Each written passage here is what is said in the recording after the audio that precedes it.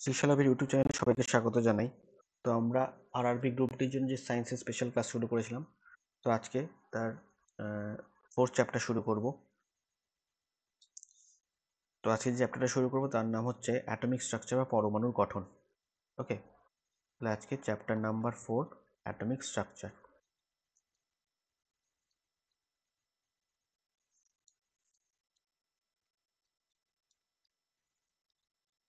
Atomic structure. তো আমরা সবাই জানি যে অ্যাটম বা পরমাণু সম্পর্কে ফার্স্ট আমাদের যে ধারণা দিয়েছিলেন তিনি হচ্ছে একজন ভারতীয় দার্শনিক, তার নাম ছিল হচ্ছে মহর্ষি কনাদ। তো কোন সময়? এটা হচ্ছে প্রায় 500 বিসি। এই সময়টাতে তিনি কি বললেন যে যে কোনো পদার্থ যা আছে আমাদের পরিবেশে সবকিছুই একটা সব থেকে ছোট যে কণাটা দিয়ে তৈরি, তাকে তিনি নাম দিলেন হচ্ছে পরমাণু। তাকে তিনি কি নাম দিলেন? পরমাণু। এরপর তারপরে পরমাণু সম্পর্কে যে ধারণা দিয়েছেন তার নাম হচ্ছে একজন গ্রিক ফিলোসফার, তার নাম ছিল হচ্ছে ডেমোক্রিটাস। ঠিক আছে, তিনি ছিলেন একজন হচ্ছে গ্রিক ফিলোসফার।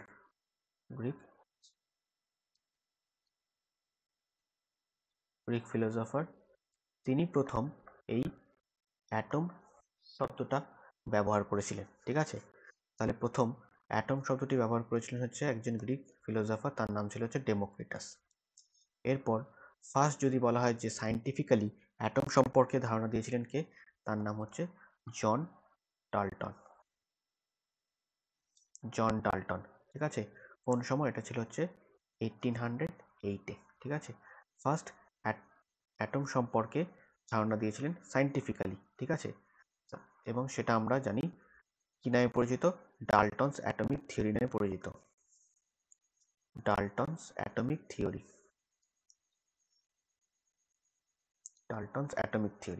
তো ডাল্টনের অ্যাটমিক থিওরিতে কি বলা হয়েছে? তো এখানে বলা হয়েছে যে প্রত্যেকটা মৌলিক পদার্থ অসংখ্য ক্ষুদ্র ক্ষুদ্র কণা দিয়ে তৈরি, সেটাকে বলা হয় হচ্ছে অ্যাটম।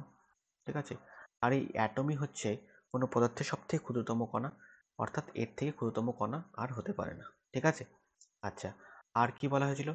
যে যত মৌলিক পদার্থ আছে তাদের মধ্যে একই মৌলিক পদার্থগুলির যে পরমাণুগুলো হবে সেগুলো হচ্ছে একই রকম হবে এবং তারা একই রাসায়নিক বৈশিষ্ট্য দেখাবে। ঠিক আছে, এই হচ্ছে ডাল্টনের অ্যাটমিক থিওরি মেন যে বক্তব্য ছিল। এবার আমরা যেটা দেখলাম যে ডাল্টনের অ্যাটমিক থিওরিতে কি বলা হয়েছে যে পরমাণু হচ্ছে অবিভাজ্য, একে আর ভাঙা যায় না। কিন্তু পরবর্তীকালে দেখা যায় যে পরমাণুকে ভেঙে এর থেকে নতুন আরো 3টে কণা আবিষ্কার করা হয়েছে। ঠিক আছে, সেগুলো কি কি? সেগুলো 1 নাম্বার হচ্ছে ইলেকট্রন, 2 নাম্বার হচ্ছে প্রোটন, আর নাম্বার 3 হচ্ছে নিউট্রন। এই 3টে হচ্ছে বেসিক। ঠিক আছে, যে মূল কণা পরমাণু। ঠিক আছে, মেইন পার্টিকেল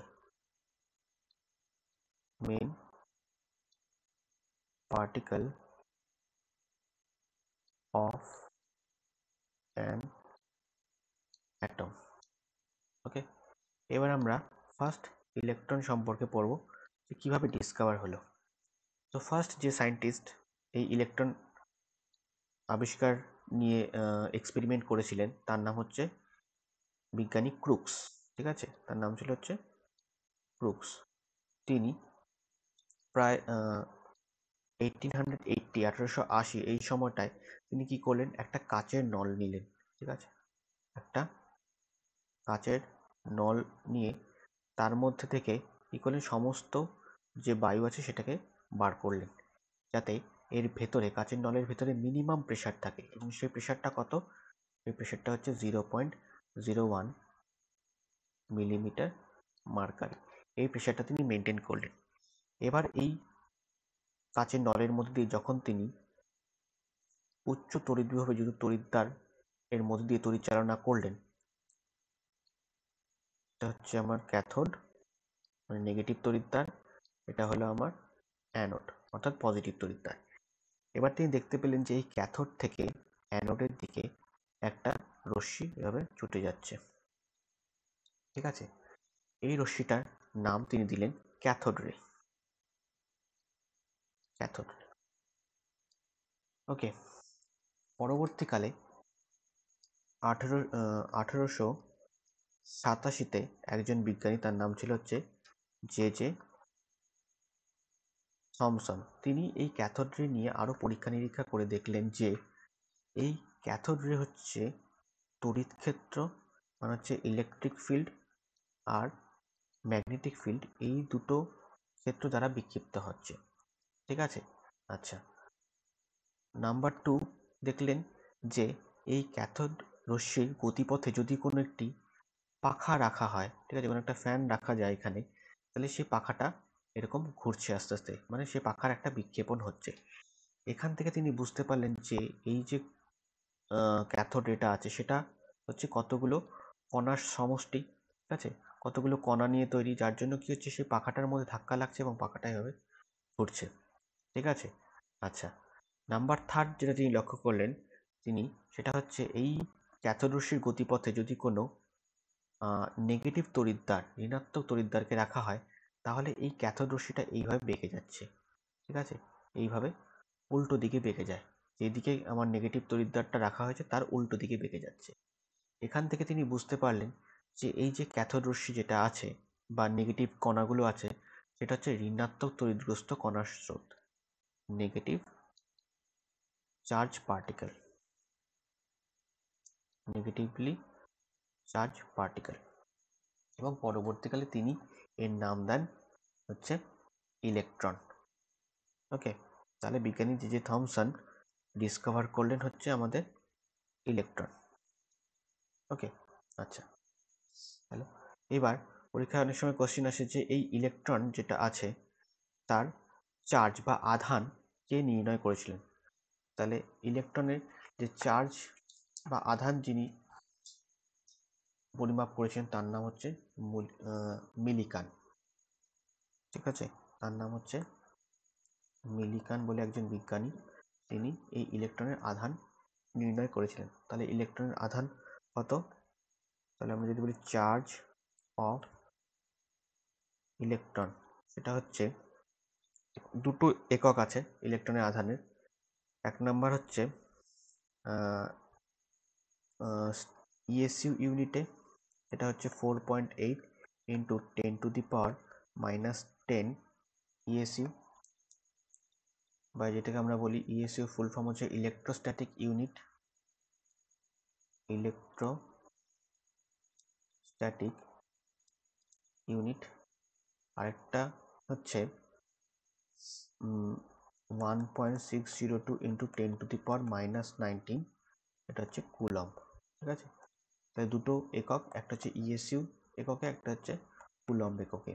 তাহলে ইএসইউ হচ্ছে ইলেকট্রনের আধান হচ্ছে 4.8 ইন্টু 10⁻⁻10 ইএসইউ, আর কুলম্ব একক হচ্ছে 1.602 ইন্টু 10⁻⁻19 কুলম্ব।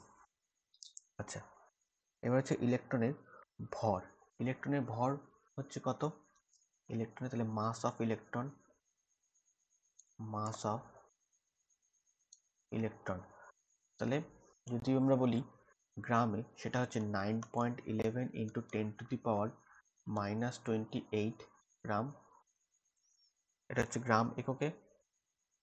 আর যদি কিলোগ্রামে বলি সেটা হচ্ছে 9.11 ইন্টু 10⁻31 কিলোগ্রাম।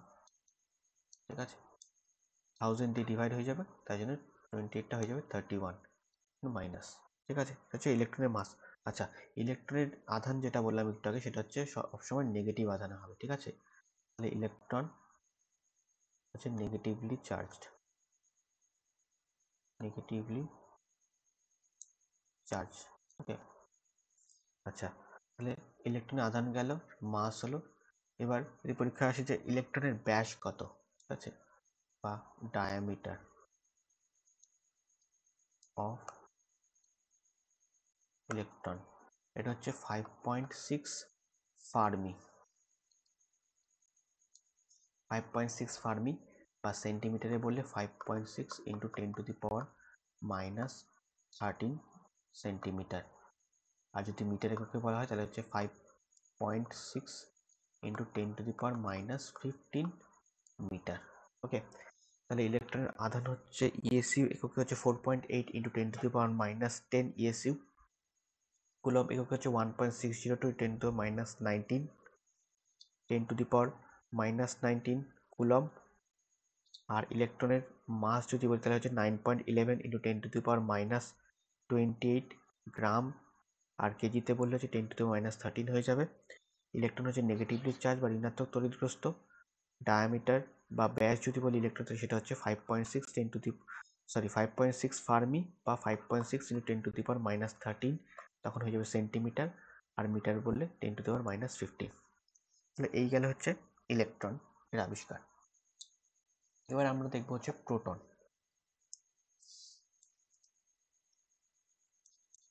ঠিক আছে, প্রোটন কিভাবে ডিসকভার হলো? এবার সালটা হচ্ছে 1886। ঠিক আছে, তখন কি হলো, একজন বিজ্ঞানী ছিল, তার নাম ছিল হচ্ছে গোল্ডস্টাইন। গোল্ডস্টাইন বা আর্নেস্ট গোল্ডস্টাইন তিনি কি করলেন, একই রকম একটি কাঁচনলের মধ্যে এবার তিনি যেটা করলেন সেটা হচ্ছে এইবার যে ক্যাথোডটা তিনি নিয়েছিলেন সেটা হচ্ছে ছিদ্রযুক্ত একটি ক্যাথোড নিয়েছিলেন। ঠিক আছে, এবার যে ক্যাথোডটা নিয়েছিলেন তিনি একটি ছিদ্রযুক্ত ক্যাথোড নিয়েছিলেন। ঠিক আছে, এবার তিনি দেখতে পেলেন একই রকম ভাবে এই ক্যাথোড থেকে অ্যানোডের দিকে একটি রশ্মি যাচ্ছে, অপরদিকে এই অ্যানোড থেকেও আরেকটি রশ্মি এই ক্যাথোডের দিকে যাচ্ছিল। ঠিক আছে, ক্যাথোড থেকে অ্যানোডের দিকে যাচ্ছে। তো যেহেতু অ্যানোড থেকে ক্যাথোডের দিকে আকৃষ্ট হচ্ছে, তার মানে এই রশ্মিটার প্রকৃতি কিরূপ হবে? এই রশ্মিটির প্রকৃতি হবে হচ্ছে পজিটিভলি চার্জ।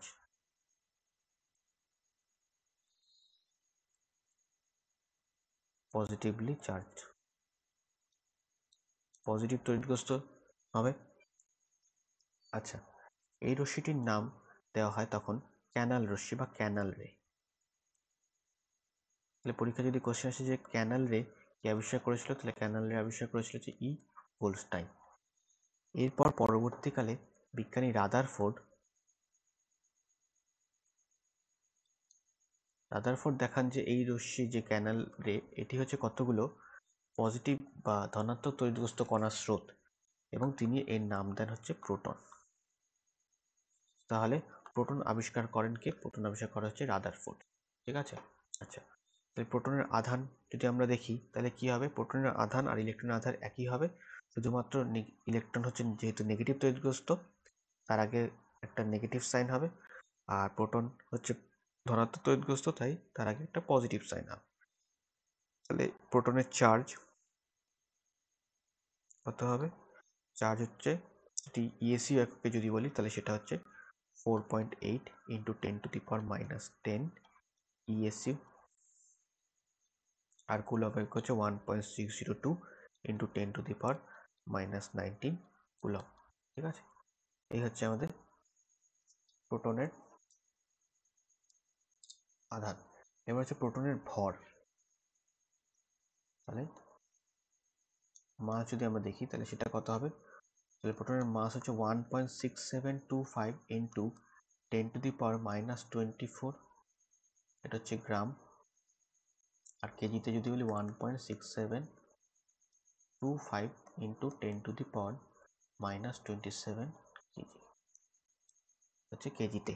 তো আমরা যেটা দেখতে পাচ্ছি যে প্রোটনের ভর ইলেকট্রনের ভরের থেকে অনেকটা বেশি, তাই তো? এখানে আগেটা ছিল হচ্ছে 10⁻28, এখানে হচ্ছে 10⁻27।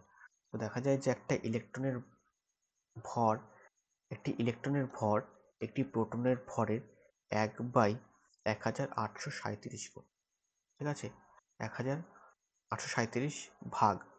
ঠিক আছে, প্রোটনের ভরের 1837 বা প্রায় 2000 ভাগের 1 ভাগ একটি ইলেকট্রনের ভর।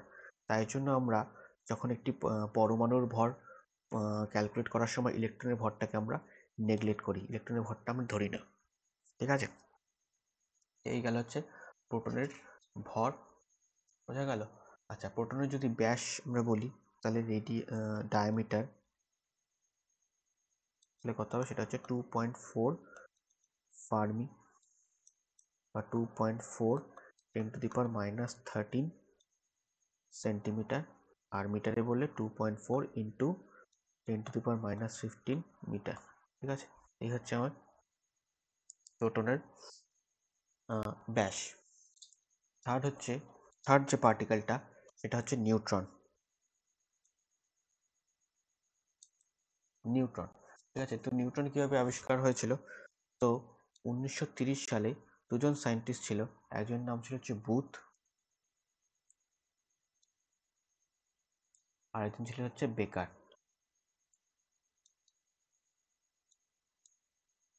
ঠিক আছে, তারা কি করলেন যে একটি বেরিলিয়াম ধাতুর ওপরে একটি খুব উচ্চ গতিসম্পন্ন আলফা কণা দ্বারা আঘাত করলেন। আর আলফা কণা হচ্ছে একটি হিলিয়াম আয়ন, He2+। ঠিক আছে, যার ভর হচ্ছে 4। হিলিয়াম 2+ মানে হচ্ছে হিলিয়াম, যার ভর হচ্ছে 4 আর আধান হচ্ছে 2+। ঠিক আছে, মানে হিলিয়াম পরমাণুর মধ্যে থেকে দুটো ইলেকট্রন যখন চলে যাবে তখন সেটা হয়ে যাবে হচ্ছে হিলিয়াম 2+। ওকে, আচ্ছা, এটা হচ্ছে আলফা কণা। আলফা কণা দ্বারা যখন আঘাত করলেন, তখন এর মধ্যে থেকে একটি রশ্মি দেখতে পেলেন, এবং এই রশ্মির দেখতে পেলেন যে কতগুলি নিস্তড়িত কণার স্রোত। ঠিক আছে, এই রশ্মির মধ্যে যে কণাগুলো রয়েছে সেগুলো হচ্ছে নিস্তড়িত, এবং এই নিস্তড়িত কণাগুলিকেই পরবর্তীকালে নাম দেন, যেমন 1932 সালে একজন বিজ্ঞানী, তার নাম হচ্ছে স্যাডউইক। এই কণাগুলির নাম দেন হচ্ছে নিউট্রন। ঠিক আছে, তাহলে নিউট্রন কি আবিষ্কার করে? স্যাডউইক। বোঝা গেল? তাহলে এই নিউট্রনের আধান কি হবে? নিউট্রনের চার্জ হচ্ছে 0। ঠিক আছে, কোনো আধান নেই, নিস্তড়িত। চার্জ হচ্ছে নিস্তড়িত বা 0। আর মাস যদি বলি, তাহলে মাস হচ্ছে প্রোটনের যা মাস তার সমান হবে, আর ব্যাসও হচ্ছে প্রোটনের সমান, ব্যাসযুক্ত। বোঝা গেল? আচ্ছা, তো এই তিনটে কণা ছাড়া আরো কিছু কণা আছে, যার মধ্যে একটি হচ্ছে পজিট্রন। নাম্বার হচ্ছে পজিট্রন। তাহলে পজিট্রনটা কি? পজিট্রন হচ্ছে 1932 সালে একজন বিজ্ঞানী, যার নাম ছিল হচ্ছে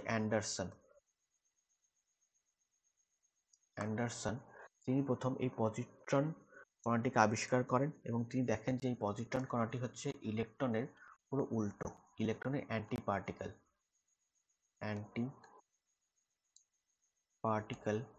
অফ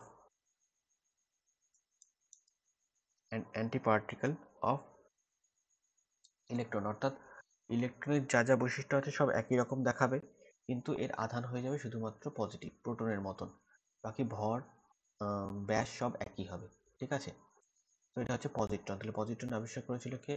অ্যান্ডারসন, 1932 সালে। নাম্বার 2 হচ্ছে অ্যান্টিপ্রোটন। অ্যান্টিপ্রোটন এটা আবিষ্কার হচ্ছে 1955 এই সময়। এই কণাটি হচ্ছে প্রোটনের অ্যান্টি পার্টিকেল। তাহলে এটা হচ্ছে অ্যান্টি পার্টিকেল অফ প্রোটন। ঠিক আছে, তাহলে কি হলো? একটা হচ্ছে পজিট্রন, নাম্বার 2 হচ্ছে অ্যান্টিপ্রোটন, নাম্বার 3 হচ্ছে মেসন। ঠিক আছে, মেসন কে আবিষ্কার করেন? মেসন হচ্ছে 1935 সালে ইউকাওয়া বলে একজন সায়েন্টিস্ট, তিনি এই মেসন কণাটি আবিষ্কার করেন। ঠিক আছে, আর লাস্ট যেটা, সেটা হচ্ছে কোয়ার্ক।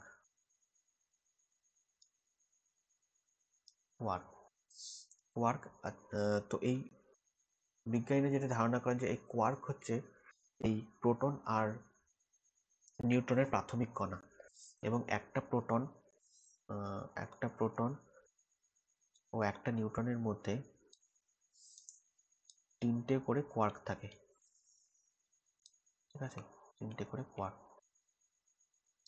ঠিক আছে, তাহলে কোয়ার্ক হচ্ছে যে প্রোটন আর নিউট্রনের হচ্ছে প্রাথমিক কণা, হচ্ছে কোয়ার্ক। ওকে, আচ্ছা, এবার যখন এই কণাগুলো আবিষ্কার হয়ে গেল, তখন পরমাণুর গঠন সম্পর্কে বিভিন্ন বিজ্ঞানীরা একটা গঠন দেওয়ার চেষ্টা করলেন। তো ফার্স্ট যেই পরমাণুর গঠন আমরা পড়ব সেটা দিয়েছিলেন হচ্ছে বিজ্ঞানী থমসন, যিনি ইলেকট্রন আবিষ্কার করেছিলেন। তো Thomson atomic models, Thomson's atomic model, Thomson atomic model তিনি কি বললেন? তো তিনি দেখলেন যে যেহেতু যে আমাদের যে পরমাণুটা আছে পুরোটাই নিস্তড়িত, ঠিক আছে? তো তিনি যেটা বললেন যে পরমাণু গঠনটা অনেকটা এরকম হতে পারে যে তিনি পরমাণুকে একটা স্ফিয়ার হিসেবে কল্পনা করলেন, ঠিক আছে? যেখানে পুরো স্ফিয়ারটাই হচ্ছে ধনাত্মক তড়িৎগ্রস্ত, এই পুরো স্ফিয়ারটাই হচ্ছে ধনাত্মক তড়িৎগ্রস্ত, ঠিক আছে? ধনাত্মক তড়িৎগ্রস্ত এবং এর মাঝে ইলেকট্রনগুলো এভাবে ছড়িয়ে আছে, এর মাঝে এভাবে ইলেকট্রনগুলো এখানে ছড়িয়ে আছে। তিনি কি বললেন যে পুরো পরমাণুটাকে তিনি একটা স্ফিয়ার বা একটা গোলক হিসেবে কল্পনা করলেন, যা হচ্ছে পুরোটাই ধনাত্মক তড়িৎগ্রস্ত এবং তার মাঝে ইলেকট্রনগুলো এইভাবে ছড়িয়ে আছে। তো তিনি তার এই যে মডেলটা পরমাণুর মডেল, সেটাকে অনেক সময় ওয়াটারমেলন মডেলও বলা হয়। Watermelon model, watermelon model. তো ওয়াটারমেলন মডেল কেন? যে এটা দেখতে অনেকটা তরমুজের মতন, যে তরমুজটা পুরো অংশটা যেমন লাল থাকে এবং তার মাঝখানে তরমুজের দানাগুলো এভাবে ছড়িয়ে ছিটিয়ে থাকে, তার জন্য এটাকে ওয়াটারমেলন মডেল বলা হয়।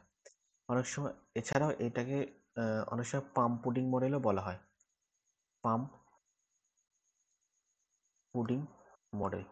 তাহলে ওয়াটারমেলন মডেল আর পাম পুডিং মডেল এই দুটোই কে দিয়েছিল?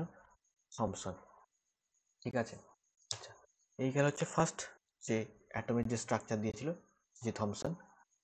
এবার নেক্সট যে স্ট্রাকচারটা আসবে সেটা দিয়েছিল হচ্ছে রাদারফোর্ড। রাদারফোর্ড তিনি তার পরমাণুর গঠন দেওয়ার আগে একটা এক্সপেরিমেন্ট করেছিলেন। সেই এক্সপেরিমেন্টের নাম হচ্ছে alpha scattering experiment. Alpha alpha scattering experiment, ঠিক আছে? তিনি কি করেছিলেন যে একটা খুব পাতলা একটা সোনার পাত নিয়েছিলেন। এটা প্রায় 0.0004 মিলিমিটার, মানে এতটাই পাতলা একটা সোনার পাত নিয়েছিলেন। এবার এই সোনার পাতের মধ্যে দিয়ে তিনি কি করলেন? কিছু আলফা কণার নিক্ষেপ পাঠালেন, আলফা কণা, ঠিক আছে? তো এরপর তিনি যেটা দেখতে পেলেন যে বেশিরভাগ আলফা কণায় কি হচ্ছিল, এই যে সোনার পাতটা আছে সেটা ভেদ করে সোজা বেরিয়ে যাচ্ছিল, ঠিক আছে? কিছু কিছু আলফা কণা আছে যে সামান্য একটু বেঁকে যাচ্ছিল, ঠিক আছে? এইভাবে কিছুটা বেঁকে যাচ্ছে। আর কিছু কিছু আলফা কণা কি হচ্ছিল, যে যেই পথে যাচ্ছিল আবার সেই পথেই ফিরে আসছিল, এদিকে গিয়ে আবার এইভাবে ফিরে আসছে। আহ, প্রায় তো তিনি দেখলেন যে প্রায় 20,000টা আলফা কণা যদি যায় এই সোনার পাতের মধ্য দিয়ে, তার মধ্যে দিয়ে একটা মাত্র আলফা কণা এইভাবে আবার তার বিপরীত পথে ফিরে আসছে। তো এর থেকে তিনি যে সিদ্ধান্তে আসলেন, তিনি দেখলেন যে 1 নাম্বার যে আলফা কণাগুলো যেগুলো আছে সেটা হচ্ছে পজিটিভ তড়িৎগ্রস্ত, ঠিক আছে? আর যেহেতু বেশিরভাগ আলফা কণা এই সোনার পাতের মধ্যে দিয়ে বেরিয়ে যাচ্ছে, তো পরমাণুর বেশিরভাগ স্থানই হচ্ছে ফাঁকা, ঠিক আছে? বেশিরভাগ স্থানই ফাঁকা এবং এই পরমাণুর মধ্যে খুব ছোট্ট একটা জায়গা রয়েছে, খুব সামান্য, পরমাণু আয়তনের তুলনায় খুব সামান্য একটা স্থানে ওর সমস্ত যে পজিটিভ আধান এটা কেন্দ্রীভূত আছে, ঠিক আছে? তার মানে থমসন যে ব্যাখ্যাটা দিয়েছিল যে পুরো পরমাণুটার মধ্যেই পজিটিভ আধানটা আছে, সেটা ভুল প্রমাণিত হলো। তিনি বললেন যে না, পুরো পরমাণুর মধ্যেই নেই, পরমাণুর মধ্যে একটা খুব ছোট জায়গা আছে, খুব সামান্য একটি জায়গা, তার মধ্যে পুরো যে আমার পজিটিভ আধানটা সেখানে কেন্দ্রীভূত আছে, যার জন্য কি হচ্ছে, আমার বেশিরভাগ আলফা কণা এর মধ্যে দিয়ে বেরিয়ে যাচ্ছে, সোজা বেরিয়ে যাচ্ছে। আর কিছু আলফা কণা কি হচ্ছে, যেহেতু এর মুখোমুখি পড়ছে এই ধনাত্মক আধানে, তখনই কি হচ্ছে, এ আবার ব্যাক করে আবার উল্টো পথে চলে আসছে।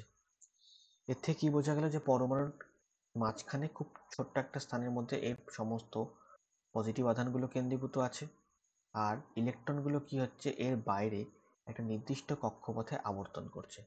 ইলেকট্রনগুলি এর বাইরের দিকে একটি নির্দিষ্ট কক্ষপথে আবর্তন করছে। ঠিক আছে, তাহলে এর ভিত্তিতেই তিনি 1911 সালে তার যে পরমাণুর গঠন সেটা প্রকাশ করলেন। ঠিক আছে, তাহলে রাদারফোর্ডের যে পরমাণু মডেল ছিল অনেকটা সৌরজগতের মতন। ঠিক আছে, রাদারফোর্ডের পরমাণু মডেল অনেকটা সৌরজগতের মতন। ঠিক আছে, আচ্ছা, এবার এই রাদারফোর্ডের পরমাণু মডেলে কিছু অসঙ্গতি ছিল। ঠিক আছে, সেখানে কি বলা হয়েছে যে রাদারফোর্ডের পরমাণু মডেলে বলা হয়েছিল যে এই পরমাণুর মাঝখানে যে অংশটা তার মধ্যে সমস্ত পজিটিভ আধান কেন্দ্রীভূত আছে এবং সেটাকে তিনি নাম দিয়েছিলেন হচ্ছে নিউক্লিয়াস।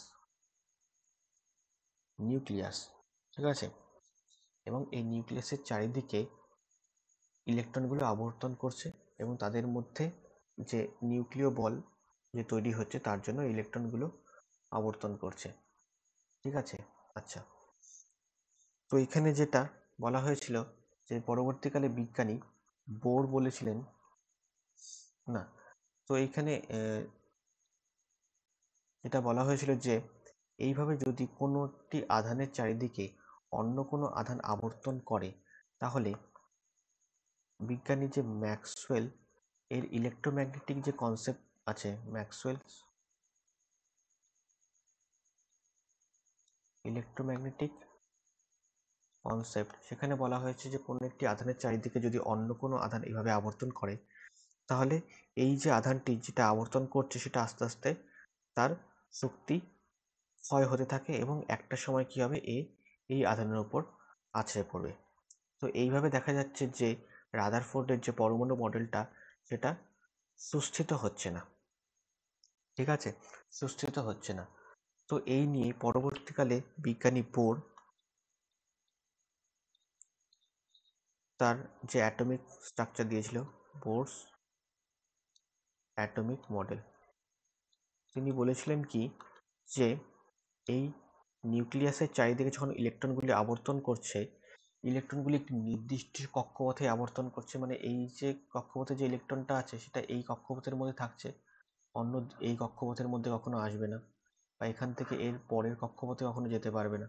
ঠিক আছে, আর এই ইলেকট্রনগুলি যখন আবর্তন করছে তখন কোন ধরনের কোনো শক্তি বিকিরণ হয় না।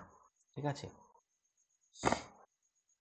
তো এই কক্ষপথগুলিকে তিনি মুখ্য কক্ষপথ বলে গণনা করেন। মুখ্য কক্ষপথ,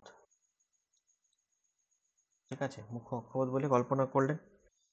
এবার তিনি আর কি বললেন যে এই কক্ষপথগুলিতে এক তো ঘোরার সময় কোনো ধরনের শক্তি বিকিরণ করে না এবং এই একটা কক্ষপথে কতগুলো সর্বাধিক কতগুলো ইলেকট্রন থাকতে পারবে তার জন্য একটি তিনি সূত্র দিলেন, সেটি হচ্ছে 2n²। 2n², ঠিক আছে, যেখানে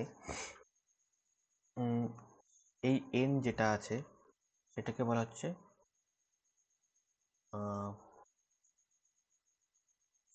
এই যে n যেটা আছে সেটা হচ্ছে সেই কক্ষপথের সংখ্যা, অর্থাৎ কত নাম্বার কক্ষপথ। ঠিক আছে, নাম্বার অফ অরবিট।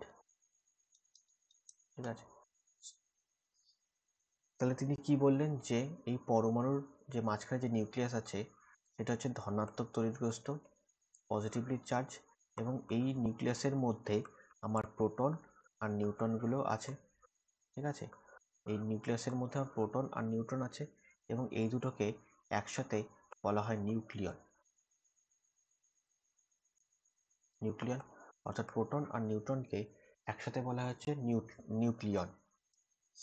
ঠিক আছে, এবার আর যে পরমাণুর বাইরে যে কক্ষপথগুলো রয়েছে তার মধ্যে ইলেকট্রনগুলো আবর্তন করছে, আর একটা কক্ষপথে সর্বাধিক কতগুলো ইলেকট্রন থাকতে পারবে, একটা কক্ষপথের মধ্যে সর্বাধিক কতগুলো ইলেকট্রন থাকতে পারে তার জন্য যে ফর্মুলাটা দিয়েছে সেটা হচ্ছে 2n²।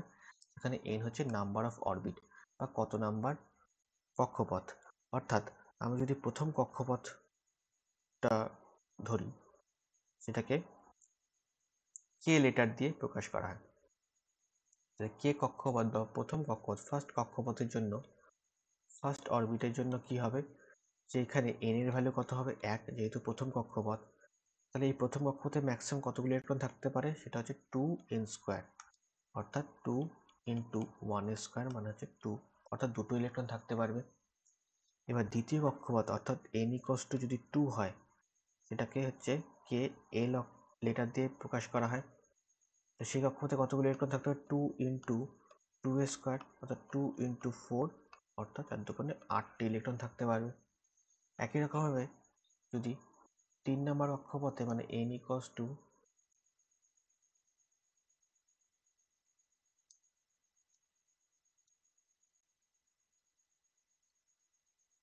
n ইকোয়াস টু 3, কত হবে 2 ইন্টু 3 স্কোয়ার মানে 2 ইন্টু 9, অর্থাৎ 18টি ইলেকট্রন থাকতে পারবে কোন কক্ষপথে, m কক্ষপথে। বোঝা গেল? তাহলে এইভাবে m কক্ষপথে ম্যাক্সিমাম 18টি ইলেকট্রন থাকতে পারবে।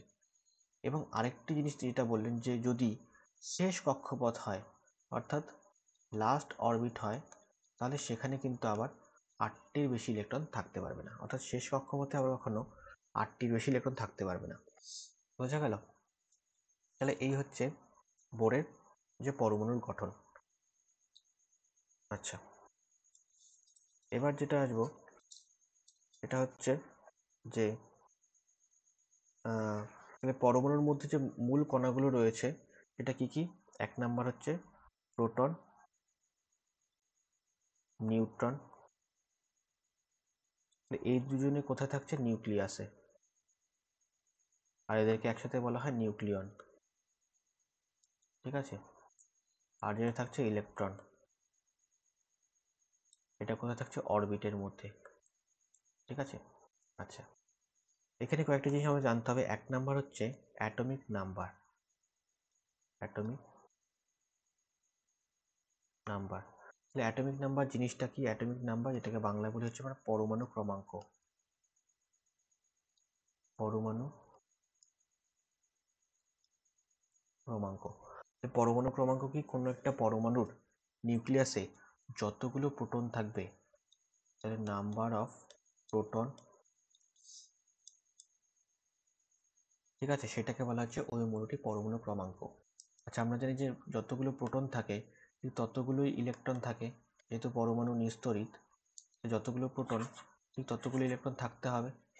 তাহলে যদি আমরা বলি যে অ্যাটমিক নাম্বারটা কি, অ্যাটমিক নাম্বার হচ্ছে কোনো মৌলের নিউক্লিয়াসে যতগুলো প্রোটন আছে অথবা যতগুলো ইলেকট্রন আছে সেটা হচ্ছে ওই মৌলটির পরমাণু ক্রমাঙ্ক বা অ্যাটমিক নাম্বার। এটাকে কি দিয়ে ডিনোট করা হয়, এটাকে ক্যাপিটাল জেড লেটার দিয়ে ডিনোট করা হয়। ঠিক আছে, 2 নাম্বার হচ্ছে মাস নাম্বার, মাস নাম্বার বা ভর ভর সংখ্যা। ঠিক আছে, ভর সংখ্যা কি, ভর সংখ্যা হচ্ছে প্রোটন সংখ্যা প্লাস নিউট্রন সংখ্যা, এটাকে বলা হচ্ছে ভর সংখ্যা। ঠিক আছে, এটাকে কি দিয়ে ডিনোট করা হয়, এটাকে ক্যাপিটাল এ লিটার দিয়ে প্রকাশ করা হয়।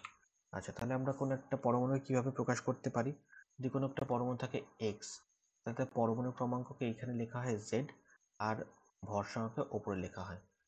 যেমন আমি যদি বলি কার্বন 612, তাহলে এখানে 6 যেটা, এটা বোঝাচ্ছে হচ্ছে অ্যাটমিক নাম্বার, বা আমরা বলতে পারি এটা হচ্ছে প্রোটন নাম্বার, বা আমরা বলতে পারি এটাই হচ্ছে আমার ইলেকট্রন নাম্বার, ইলেকট্রন নাম্বার। উপরে যে 12 যেটা আছে সেটা হচ্ছে আমার proton number plus neutron number. যদি বলে যে এখানে কতগুলো নিউট্রন আছে, তাহলে কি করতে হবে, নাম্বার অফ নিউট্রন বার করতে গেলে নাম্বার অফ নিউট্রন তাহলে কত হবে, মাস নাম্বার মাইনাস অ্যাটমিক নাম্বার, তাহলে মাস নাম্বার হচ্ছে 12 মাইনাস অ্যাটমিক নাম্বার হচ্ছে 6, তাহলে কত হচ্ছে, নাম্বার অফ প্রোটন 6টা আছে। বোঝা গেল? তাহলে এই জিনিসটা কি করে আমরা ইয়ে বার করতে পারবো, নাম্বার অফ নিউট্রন কি করে বার করা যায়। ঠিক আছে, তো এই যে পারমাণবিক সংখ্যা, ঠিক আছে, এই পারমাণবিক সংখ্যা হচ্ছে কোনো মৌলের যে রাসায়নিক ধর্ম সেই পারমাণবিক সংখ্যার উপরে নির্ভর করে। ঠিক আছে, পারমাণবিক সংখ্যা যদি চেঞ্জ হয়ে যায় তাহলে কিন্তু ওই মৌলটির ধর্ম চেঞ্জ হয়ে যাবে। ঠিক আছে, মানে ওই মৌলটি অন্য মৌলের পরমাণুতে রূপান্তরিত হয়ে যাবে। তো এখান থেকে যে কনসেপ্টটা আসে সেটা হচ্ছে তেজস্ক্রিয়তা বা রেডিও অ্যাক্টিভিটি। Radio activity. তো রেডিও অ্যাক্টিভিটিতে কি বলা হয়েছে, যে সমস্ত মৌলের নিউট্রন সংখ্যা প্রোটন সংখ্যার থেকে বেশি, ঠিক আছে, নিউট্রন সংখ্যা প্রোটন সংখ্যার থেকে বেশি, অর্থাৎ নিউট্রন N/P এই রেশিওটা বা এই অনুপাতটা যদি 1.5 এর বেশি হয়ে যায়, গ্রেটার দ্যান 1.5 যখনই হয়ে যাবে, তখনই সেই সমস্ত মৌলগুলি রেডিও অ্যাক্টিভিটি বা তেজস্ক্রিয়তা দেখাবে। ঠিক আছে, তো আমরা যদি দেখি যে আমাদের যে মৌলগুলো আছে তাদের মধ্যে লেড যে আছে অর্থাৎ Eb, এর পরমাণু ক্রমাঙ্ক হচ্ছে 82। এরপর থেকে দেখা যায় যে নিউট্রন সংখ্যা প্রোটন সংখ্যা থেকে বাড়তে শুরু করে এবং এর পরবর্তী যে মৌলগুলো আছে বেশিরভাগই তারা রেডিও অ্যাক্টিভ হয়। ঠিক আছে, তারা কি হচ্ছে, রেডিও অ্যাক্টিভ হচ্ছে এবং তারা তেজস্ক্রিয়তা দেখাচ্ছে। ঠিক আছে, এই তেজস্ক্রিয়তা কি হচ্ছে, যে তেজস্ক্রিয় মৌলগুলো আছে, তেজস্ক্রিয় মৌল যেমন আমরা যদি ইউরেনিয়াম তেজস্ক্রিয় মৌল, এখান থেকে কি হচ্ছে, বিভিন্ন বিকিরণ হচ্ছে, যেমন আলফা, বিটা, গামা, এই বিকিরণ হচ্ছে। এবার আস্তে আস্তে সেই ইউরেনিয়াম মৌলটার ক্ষয় হতে হতে আস্তে আস্তে কোথায় কিসে পরিণত হবে, আলটিমেটলি লেডে পরিণত হবে। ঠিক আছে, তাহলে এটাকে বলা হচ্ছে তেজস্ক্রিয়তা। তেজস্ক্রিয়তা কখন দেখাচ্ছে, যখন নিউট্রন সংখ্যা প্রোটন সংখ্যা থেকে বেশি হয়ে যাবে এবং এদের রেশিওটা 1.5-এর থেকে বেশি হবে, তখন তারা তেজস্ক্রিয়তা দেখাবে। এই সমস্ত মৌলগুলিকে কি বলা হচ্ছে, এই সমস্ত মৌলগুলিকে বলা হচ্ছে তেজস্ক্রিয় মৌল। ঠিক আছে, আচ্ছা, তাহলে তেজস্ক্রিয়তা গেল। এবার আমরা দেখব হচ্ছে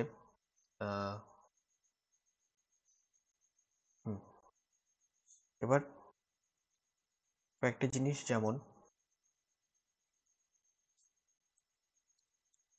1 নাম্বার যেটা দেখবো সেটা হচ্ছে আইসোটোপ। আইসোটোপ, তাহলে আইসোটোপ কাদেরকে বলা হয়, আইসোটোপ বলেছে যে একই মৌলের পরমাণু যাদের পারমাণবিক সংখ্যা সমান কিন্তু ভর সংখ্যা আলাদা। ঠিক আছে, তাহলে আইসোটোপ কারা হবে, সেম এলিমেন্ট হবে এরা। ঠিক আছে, আর কি হবে, ইকুয়াল অ্যাটমিক নাম্বার, আর হচ্ছে ডিফারেন্ট মাস নাম্বার হবে। ঠিক আছে, ডিফারেন্ট মাস নাম্বার হবে, তাদেরকে আমরা বলবো আইসোটোপ। যেমন আমরা যদি বলি হাইড্রোজেনের 3টে আইসোটোপ আছে। 1 নাম্বার হচ্ছে H11, H12, H13। ঠিক আছে, ফার্স্ট যে আইসোটোপটা এটার নাম হচ্ছে প্রোটিয়াম। সেকেন্ড আইসোটোপ যেটা আছে সেটার নাম হচ্ছে ডয়ট্রিয়াম।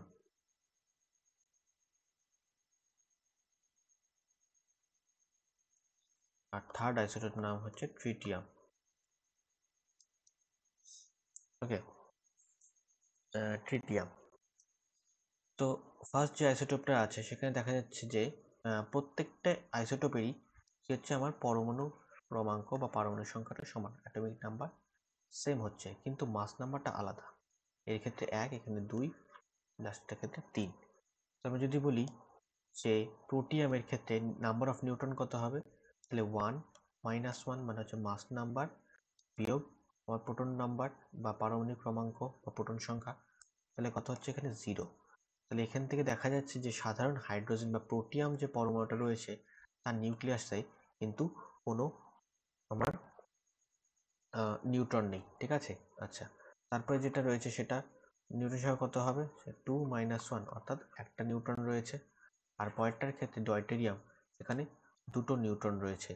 আর এই ডয়টেরিয়াম যেটা আছে, তাহলে এইখানে যদি আমরা P/N রেশিও করি, মানে উপরে হচ্ছে proton neutron sorry N/P ratio, উপরে নিউট্রন সংখ্যা নিচে হচ্ছে প্রোটন সংখ্যা, তাহলে আমরা কত পাচ্ছি, এখানে আমরা পাচ্ছি হচ্ছে 2।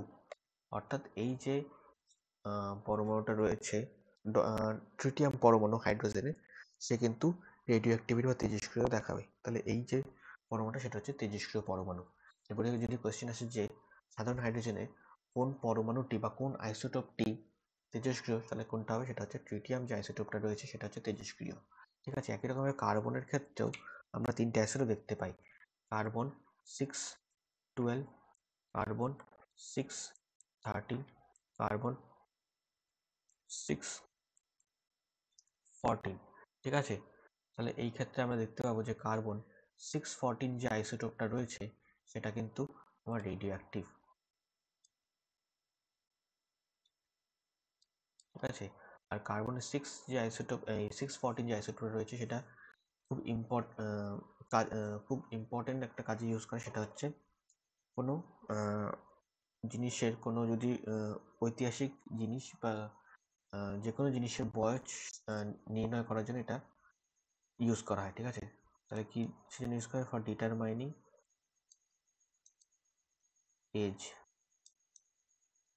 ঠিক আছে, বয়স নির্ধারণ করার জন্য এই কার্বনের 614 বা কার্বন 14 যে আইসোটোপটা রয়েছে সেটাকে আমরা ইউজ করি। ঠিক আছে, এইখানে হচ্ছে আইসোটোপের ব্যবহার। আরও কিছু আইসোটোপের ব্যবহার যেমন হচ্ছে ইউরেনিয়ামের একটা আইসোটোপ আছে, ইউরেনিয়াম 92-235। এই আইসোটোপটা হচ্ছে নিউক্লিয়ার রিঅ্যাক্টরে ব্যবহার করা হয়। নিউক্লিয়ার রিঅ্যাক্টরে ব্যবহার করা হয়। ঠিক আছে, তো কীভাবে ইউজ করে? এই ইউরেনিয়ামের যে আইসোটোপটা রয়েছে এটাকে উচ্চ গতিসম্পন্ন একটি নিউট্রন কণা দ্বারা আঘাত করা হয়। এর ফলে কি হচ্ছে? আরও 3টে নিউট্রন পরমাণু তৈরি হচ্ছে। এইভাবে আমরা কি করি? এখান থেকে প্রচুর পরিমাণে শক্তি উৎপন্ন করা হয়। ঠিক আছে, নিউক্লিয়ার রিঅ্যাক্টর থেকে। আচ্ছা, তারপরে যেমন কোবাল্টের একটি অ্যাসিড রয়েছে কোবাল্ট 60, যেটাকে ক্যান্সারের চিকিৎসায় ইউজ করা হয়। আয়রনের যে অ্যাসিডটা রয়েছে সেটা কি গয়টার ট্রিটমেন্টের জন্য ব্যবহার করা হয়। ঠিক আছে, এই হচ্ছে আইসোটোপের কিছু ব্যবহার। বোঝা গেল? তাহলে এই ছিল। আর আমাদের যেটা পড়তে হবে এখানে যে সরি, হ্যাঁ, এখানে আসছি যে 1 থেকে শুরু করে 20 পর্যন্ত যে মৌলগুলো আছে তাদের পরমাণু ক্রমাঙ্ক মুখস্থ করতে হবে এবং তাদের যে ইলেকট্রন বিন্যাস সেটা মুখস্থ করতে হবে। যেমন হাইড্রোজেনের ক্ষেত্রে যেমন হাইড্রোজেন 1, তারপরে হিলিয়াম 2, লিথিয়াম 3, বেরিলিয়াম 4, বোরন 5। ঠিক আছে, কার্বন 6। এইভাবে আমাদের 20 অবধি মুখস্থ করতে এবং তাদের ইলেকট্রন বিন্যাস হবে। যেমন আমি যদি বলি ক্যালসিয়ামের হচ্ছে 20, তাহলে ইলেকট্রন বিন্যাস কত হবে? ক্যালসিয়ামের ইলেকট্রন বিন্যাস হবে হচ্ছে প্রথম হচ্ছে কে, এল, এম, এন, ও। তাহলে কে তে 2টো, এলে কটা হবে? এলে হয়ে যাবে 8টা, তাহলে বাকি কটা থাকলো আমার? 10, বাকি 10টা। তাহলে এম এ যদি আমি 10টা দিয়ে দিই তাহলে এম এর ম্যাক্সিমাম ক্যাপাসিটি কত? 18টা। ম্যাক্সিমাম 18টা ইলেকট্রন নিতে পারবে এম এর মধ্যে, কিন্তু আমি যদি এর মধ্যে 10টা দিয়ে দিই তাহলে এটা কি হয়ে যাবে? আমার শেষ কক্ষপথ হয়ে যাবে, কিন্তু শেষ কক্ষপথে আবার 8টার বেশি ইলেকট্রন থাকতে পারবে না। তাই জন্য এখানে 8টা ইলেকট্রন দিয়ে পরের কক্ষপথে 2টো ইলেকট্রন দিতে হবে। তাহলে ক্যালসিয়ামের ইলেকট্রন বিন্যাস কি হয়ে যাবে? 2, 8, 8, 1। বোঝা গেল? এই হয়ে যাবে ইলেকট্রন বিন্যাস। ঠিক আছে, বোঝা গেল? আচ্ছা, এই ছিল হচ্ছে পরমাণুর গঠন। নেক্সট দিন আমরা ফিজিক্সের চ্যাপ্টার শুরু করব। আর আমাদের এই চ্যানেলটাকে তোমরা সাবস্ক্রাইব করে দেবে। আর শীঘ্রই আমাদের যে অফলাইন ব্যাচ রয়েছে সেখানে নতুন ব্যাচ শুরু করতে যাচ্ছি। তো যারা যারা এই ব্যাচে এনরোল করতে চাও তারা নিচের এই যে নাম্বারটা দেওয়া আছে সেখানে তোমরা কন্ট্যাক্ট করতে পারো। ঠিক আছে, তো আজকের জন্য এই পর্যন্তই। দেখা হচ্ছে পরের ভিডিও।